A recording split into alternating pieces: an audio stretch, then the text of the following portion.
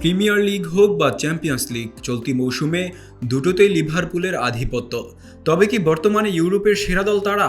Coach আর্নে slot অবশ্য তা মনে করছেন না। নিজেদের সেরা প্রমাণের জন্য আরও অনেক কিছু করা বাকি আছে বলে মনে করেন তিনি। চ্যাম্পিয়ন্স লিগে আজ ফরাসি ক্লাব লিলের মুখোমুখি হবে লিভারপুল।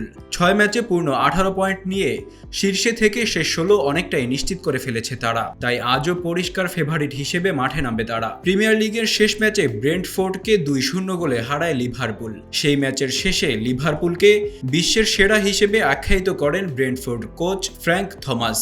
জবাবে স্লট বলেন, আমার মনে হয় এসব বলা কিছুটা বাড়াবাড়ি। আমাদের এখনো অনেক দলের মুখোমুখি হওয়া বাকি। তবে একজন কোচের কাছ থেকে এমন প্রশংসা পেলে সবসময় ভালো লাগে, যে কিনা প্রিমিয়ার লিগে নিজেকে প্রমাণ করেছে।